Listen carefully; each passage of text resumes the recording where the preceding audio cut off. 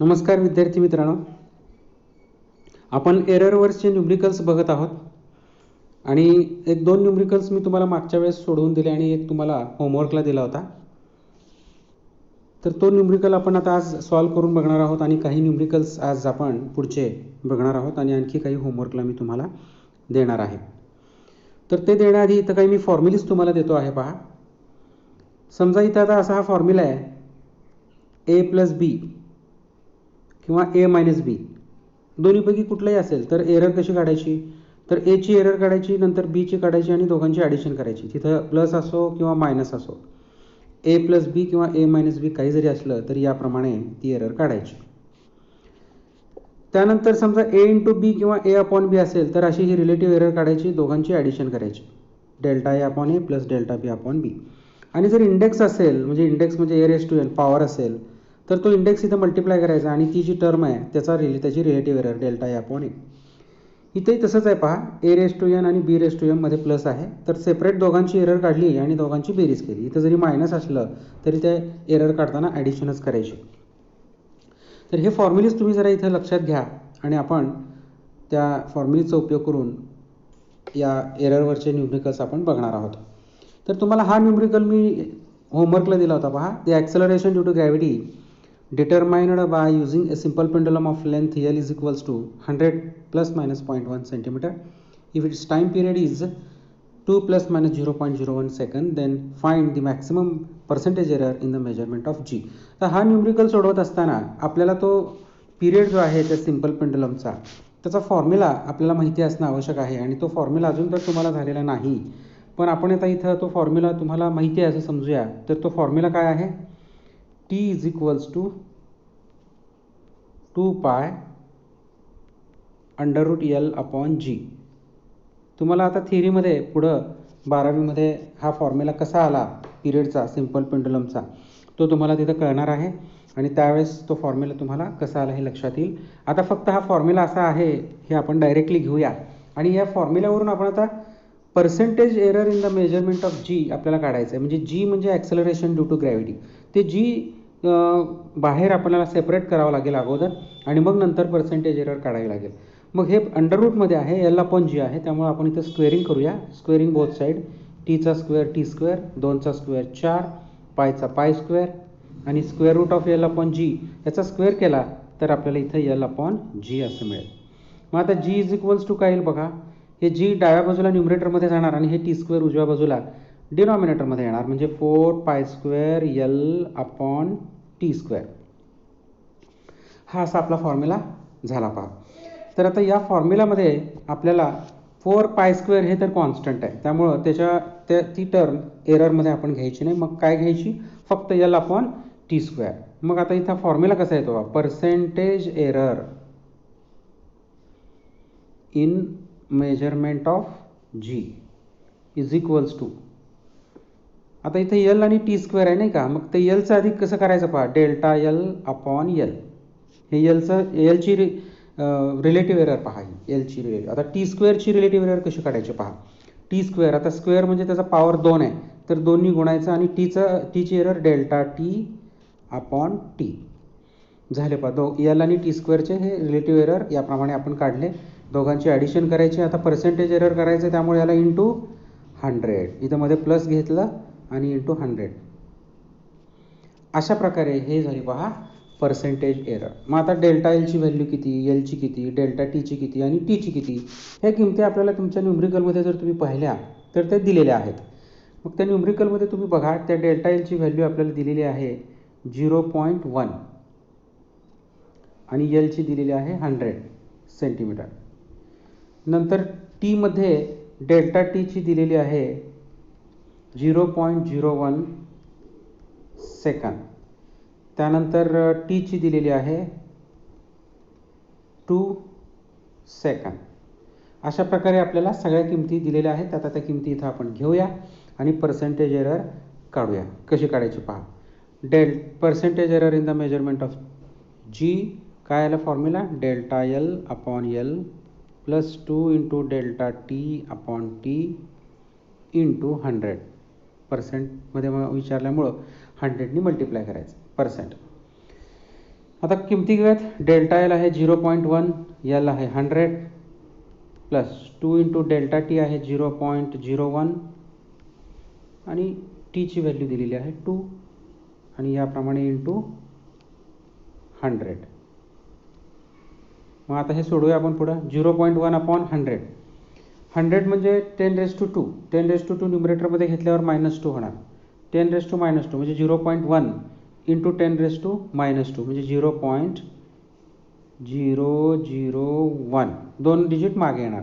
हा जो decimal point आहे तो 2 डिजिट डाव्या बाजूला जाणार म्हणजे 0.001 असं होणार. प्लस इथं आता हे 2 आणि हे 2 कॅन्सल होतं पहा. म्हणजे किती राहतं 0.01 आणि इंटू 100. मग आता या दोघांची बेरीज करूयात. 0.011 इंटू 100. हा डेसिमल पॉईंट 2 डिजिट पुढे घ्यायचा 1.1. हे सगळं पर्सेंटेज असणार आहे. झालं पहा 1.1%. अशा प्रकारे percentage error in the measurement of G आपल्याला मिळाली.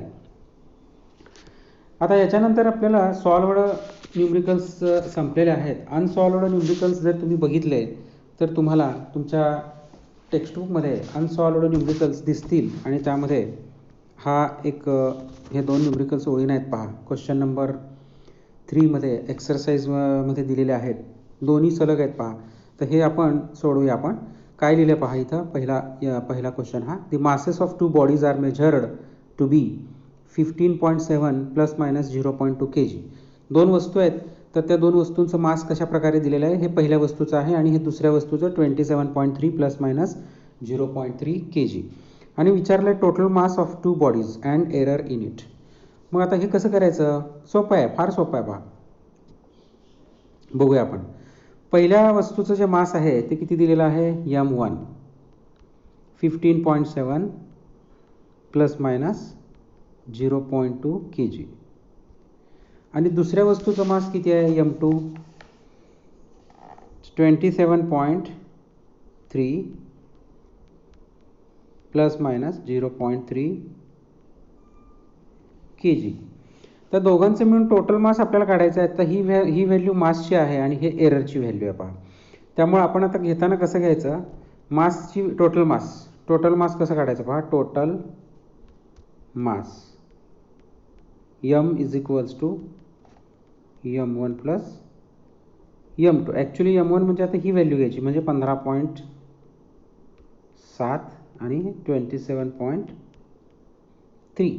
ही बेरीज आपण केली तर ती किती येते 43 kg. हे झालं पहिलं आन्सर टोटल मासचं. आणि total error in it. Error म्हणजे कुठली एरर. आता इथं ॲब्सोल्यूट एररच घ्यायची आहे.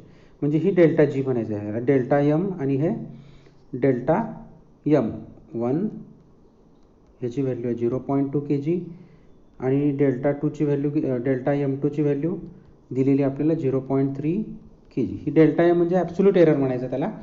मग टोटल ॲब्सोल्यूट एरर किती झाली. डेल्टा m दोघांची बेरीज करायची 0.2 प्लस 0.3 म्हणजे delta m1 plus delta m2 कसं करायचं आणि टोटल व्हॅल्यू आली 0.5 kg. ही झाली टोटल ॲब्सोल्यूट एरर. झाले. असे 2 प्रश्न या ठिकाणी आपल्याला विचारलेले आहेत पहा. आणि ह्याला इथं तुम्ही वाटल्यास चिन्ह देऊ शकता प्लस किंवा मायनस. कारण त्यांनी इथं प्लस मायनस असं दिलेलं आहे. So delta m is equals two plus minus 0.5 kg. हा झाला न्यूमरिकल नंबर 1 झाला पहा. आता दुसरा न्यूमरिकल नंबर 2. तर हा न्यूमरिकल पण मी तुम्हाला सोडून देतो. कसं सोडवायचं पहा. Distance travel by an object in time. आता हे टाईमची व्हॅल्यू या ठिकाणी दिलेली आहे आणि 100 प्लस मायनस 1 सेकंद ही टाईमची व्हॅल्यू आहे आणि डिस्टन्स दिलेला आहे 5.2 प्लस मायनस 0.1 मीटर. आणि विचारलं काय what is the speed and it's error. आता 2 किमती ज्या दिलेल्या आहेत त्या कशा घ्यायच्या पहा. पहिल्यांदा टाईमची किंमत दिलेली आहे. Time t is equals to 100 plus minus 1 second. हे झालं टाईमची व्हॅल्यू. त्याच्यानंतर डिस्टन्सची व्हॅल्यू दिलेली आहे 5.2 प्लस मायनस 0.1 मीटर. अशा 2 किमती दिलेल्या आहेत. मग आपल्याला आता पहिल्यांदा स्पीडची व्हॅल्यू आपल्याला काढावी लागेल. कारण त्यांनी व्हॉट इज द स्पीड म्हटलेलं आहे. म्हणजे speed is equals to formula आपल्याला माहिती आहे डिस्टन्स अपॉन टाईम. मग डिस्टन्स डीची व्हॅल्यू कुठली घ्यायची, डिस्टन्स डीची व्हॅल्यू घ्यायची 5.2 आणि टाईम घ्यायचा 100 सेकंड. 5.2 अपॉन 100 असं केलं तर उत्तर येतं 0.052 मीटर पर सेकंड. हे जे डेसिमल पॉईंट आहे 2 डिजिट मागे जाणार, त्यामुळं 0.052 मीटर पर सेकंड पहिलं उत्तर मिळालं. स्पीडचं व्हीचं आन्सर आपल्याला मिळालं. आता पुढं काय विचारलं आहे, व्हॉट इज इट्स एरर म्हटलं आहे. एरर आपल्याला काढायची आहे. तर एरर कशी काढायची पहा. तर इथं आपण आता रिलेटिव्ह एरर काढूया. रिलेटिव्ह एरर काढण्यासाठीचा फॉर्म्युला आपल्याला माहिती आहे, कसा काढायचा पहा. V is equals to distance upon time. मग आपल्याला relative error in the measurement of V, relative error in measurement of V is equals to, आपण डीचं सेपरेट काढायचं आणि टीचं सेपरेट काढायचं. डीचं कसं काढणार, डेल्टा डी अपॉन डी, आणि टीचं डेल्टा टी अपॉन टी, आणि दोघांची बेरीज नेहमीप्रमाणे. मग आता इथं डेल्टा डी किती घ्यायचं, डेल्टा डी म्हणजे ती पुढची किंमत, डिस्टन्स जे आपल्याला या ठिकाणी दिलेलं आहे त्या डिस्टन्सची व्हॅल्यू, डिस्टन्समध्ये आपल्याला 5.2 प्लस मायनस 0.1 मीटर असं दिलेलं आहे. त्यामुळे डेल्टा डीची व्हॅल्यू तिथं आहे 0.1 मीटर आणि डीची व्हॅल्यू 5.2 प्लस डेल्टा टी, टाईमची व्हॅल्यू दिली आहे त्यातली प्लस मायनस किती आहे तिथं 1 आहे, म्हणजे डेल्टा टी 1 घ्यायचं आणि टाईम टी 100 घ्यायचं. आता हे जर आपण सोडवलं तर आपल्याला उत्तर किती येतं पहा. 0.1 अपॉन 5.2 ह्याचा जर तुम्ही भागाकार केला, लॉगनी करा, लॉगनी केलेलं जास्त उत्तम आहे, तर ह्याचं उत्तर येईल 0.01923 आणि प्लस 1/100 म्हणजे हे ओरली आहे 0.01 येतं उत्तर. या दोघांची जर बेरीज केली तर उत्तर येतं 0.02923 झालं पहा. हे आन्सर आपल्याला मिळालं relative error in the measurement of V. Actually आता रिलेटिव्ह एररला इथे युनिट नाही, पुस्तकामध्ये युनिट दिलेलं आहे मीटर पर सेकंड, पण ते युनिट या ठिकाणी घ्यायची गरज नाही. ओके, तर याप्रमाणे हा दुसरा न्यूमरिकल झाला पहा. आता असे आपल्याकडे न्यूमरिकल्स आहेत, भरपूर दिलेले आहेत आपल्या टेक्स्टबुकमध्ये न्यूमरिक एक्सरसाइजमध्ये. तर हा न्यूमरिकल आहे पहा नंबर 6. तर इथं आता तुम्ही हा न्यूमरिकल तुम्ही सोडवायचा आहे, तुम्हाला मी हा होमवर्कला देतो आहे. तर या ठिकाणी 4 रीडिंग्ज वेगवेगळे इथं दिलेले आहेत आणि ते 4 रीडिंग कुठले कुठले आहेत. तर हे जे रीडिंग आहेत त्याला आपण A1, A2, A3, A1 3.11, A2 3.13, 3.14 A3 आणि 3.14 A3, A1, A2, A3, A4 अशा 4 किमती. आणि मग त्याच्यावरून तुम्ही पहिल्यांदा मीन व्हॅल्यू, मोस्ट प्रोबेबल व्हॅल्यू बेरीज करायचं, 4ने भागायचं. त्याच्यानंतर आपण ॲब्सोल्यूट एरर काढली, मग मीन ॲब्सोल्यूट एरर, त्याच्यानंतर रिलेटिव्ह एरर आणि शेवटी पर्सेंटेज एरर. हे तो उत्तरं दिलेले आहेत पहा. याप्रमाणे तुम्हाला आन्सर याचं नक्की मिळेल, बघा, ट्राय करा. आणि आता नंबर 7चं एक्झाम्पल बघा. Find the percentage error in kinetic energy of a body having mass, हे पहा 60 plus minus 0.3 gram moving with a velocity of 25 plus minus 0.1 centimetre per second. तर हे कसं सोडवायचं याची हिंट देतो तुम्हाला आणि तुम्ही ते सोडवू शकता. हे पहा, इथं आता कायनेटिक एनर्जीचा जो फॉर्म्युला आहे, तो कायनेटिक एनर्जीचा फॉर्म्युला आपल्याला माहिती आहे. काय फॉर्म्युला आहे कायनेटिक एनर्जीचा, 1/2 mv². Kinetic energy is equals to 1/2 mv². तर इथं पर्सेंटेज एरर काढण्यासाठी, म्हणजे आपण नेहमीप्रमाणे काढतो पर्सेंटेज एरर, ती काढण्यासाठी काय करावं लागेल आपल्याला, सेपरेट. आता बघा मी दाखवतो तुम्हाला. Percentage error in the measurement of kinetic energy is equals to, आता हे 1/2 तर काय नंबर आहे ते सोडून द्यायचा, यम म्हणजे काय, मास. तर त्याची एरर काय येणार, relative error, delta M upon M. त्यानंतर आता दुसरी टर्म कुठली आहे, v². v²चा तर पॉवर 2 जो आहे तो 2 इथं गुणायचा आणि डेल्टा व्ही अपॉन व्ही, ही झाली रिलेटिव्ह एरर v²ची. मग ह्या दोघांची बेरीज करायची आपण आणि त्याला कितीने गुणायचं, 100. असं केलं की पर्सेंटेज एरर मिळते पहा. मग डेल्टा एमची किंमत किती घ्यायची, दिली आहे आपल्याला त्यांनी डेल्टा एमची किंमत 0.3 ग्रॅम आणि यमची ती पण दिली आहे 60 ग्रॅम. डेल्टा व्हीची किती घ्यायची, डेल्टा व्हीची पण दिली आहे 0.1 सेंटीमीटर पर सेकंड आणि व्हीची किती घ्यायची ती पण दिली आहे 25 सेंटीमीटर पर सेकंद. तर अशा प्रकारे सगळ्या किमती इथे दिलेल्या आहेत, त्या घ्यायच्या आणि कॅल्क्युलेशन करायचं. तर तुम्हाला उत्तर मिळेल पर्सेंटेज एररचं 1.3%. पुस्तकामध्ये तिथं आपल्याला त्याचं आन्सर दिलेलं आहे, तुम्ही बघू शकता. हे पहा या ठिकाणी हे 1.3%. तर याचप्रमाणे ओम्स 8 नंबरचा एक न्यूमरिकल आहे पहा, ओम्स एक्सपेरिमेंटवरचा आहे. तर इथं 1 2 3 4 4 किमती सगळ्यांची बेरीज करून 4ने भागायचं. पहिल्यांदा मीन एरर मिळेल, मग नंतर ॲब्सोल्यूट एरर, मग मीन ॲब्सोल्यूट एरर, मग रिलेटिव्ह एरर, पर्सेंटेज एरर. नेहमीप्रमाणे करायचं. हे आन्सर्स याप्रमाणे दिलेले आहेत, ते तुम्ही बघा ट्राय करून, हे पण सोडवा न्यूमरिकल. त्यानंतर हे पहा 12 नंबरचं एक्झाम्पल आहे. लेंथ दिली आहे आणि रेडियस दिली आहे आणि क्वेश्चन काय विचारलं आहे, percentage error in the measurement of density. Density मोजण्यामध्ये काय एरर आहे हे आपल्याला या ठिकाणी काढायला सांगितले. आता इथं फॉर्म्युला जो आहे तो फॉर्म्युला तुम्हाला कळाला की तुम्ही त्याचा आन्सर काढू शकता. कसं फॉर्म्युला कसा काढायचा आणि आपण आन्सर कसं काढायचं इथं मी आता एक्सप्लेन करतो पहा. पहिल्यांदा आपण डेन्सिटीचा फॉर्म्युला आपल्याला माहिती पाहिजे. Density rho is equals to mass upon volume. तर इथं सिलेंडर म्हटलं आहे त्यांनी, मग सिलेंडर म्हटल्यानंतर त्याचा व्हॉल्यूम किती येईल बघूया आपण.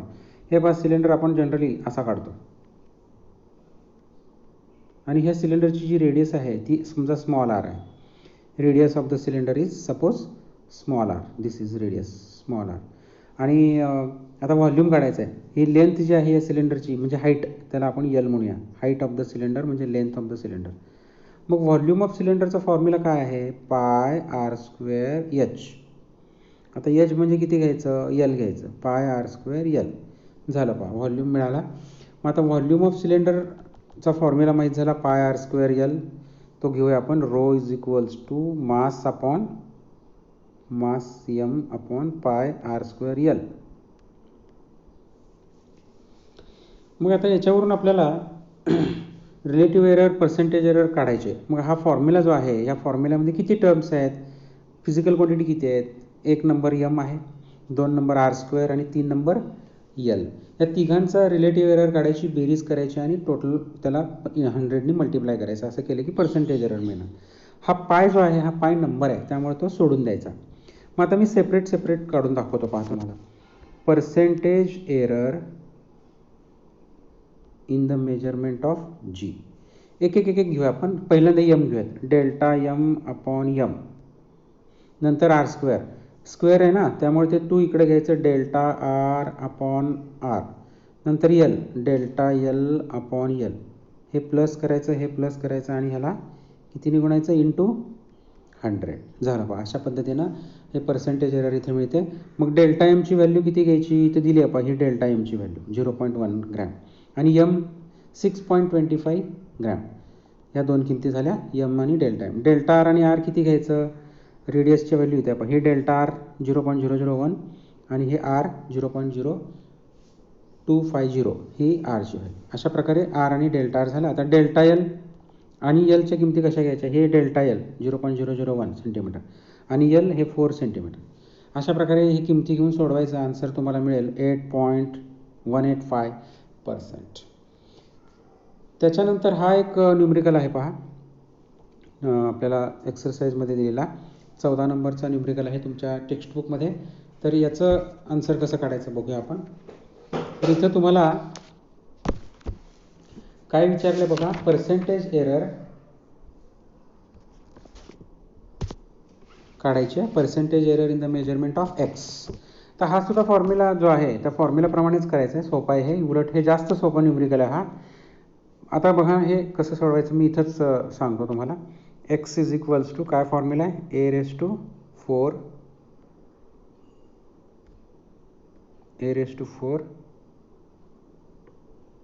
त्यानंतर b raised to cube divided by c raised to 1/3 त्यानंतर d raised to 1/2. तर हा फॉर्म्युला दिला आणि इथं पर्सेंटेज एरर काढायची आहे आणि ABCD या चौघांची पर्सेंटेज एरर दिली आहे 2%, 3%, 4% आणि 3% आणि 4%. ABCD चौघांची पण एरर पर्सेंटेज एरर दिली आहे. सोपं आहे उलट हे. मग आता हे कसं करायचं, पहिल्यांदा a⁴ ची पर्सेंटेज एरर पहा separate. 4 into delta A upon A into 100. आता इथं delta A upon A into 100 म्हणजे percentage error in the measurement of A ती दिली आहे. किती दिली आहे, 2%. मग ह्याला आपण करायचं 4 इंटू 2% म्हणजे किती झालं हे 8%. 8% झालं. हे पहिल्या टर्मचं झालं पहा. a⁴ ची एरर काढली 8%. तसं आता b⁵ काढू आपण. b³ म्हणजे b³ कशी काढायची, ती पण आत्तासारखंच करायचं. म्हणजे 3 इंटू डेल्टा बी अपॉन बी इंटू 100%. आता याची व्हॅल्यू दिली आहे 3 इंटू हे बीची किती पर्सेंट दिलं पहा 3%. मग हे किती झालं 3 3 जार 9%. मगाचं किती आलं होतं 8% आणि आताचं हे किती आलं 9%. ए साठी 8% आणि आता बी साठी किती पर्सेंट आलेला आहे, बी साठी 9%. मग आता पुढं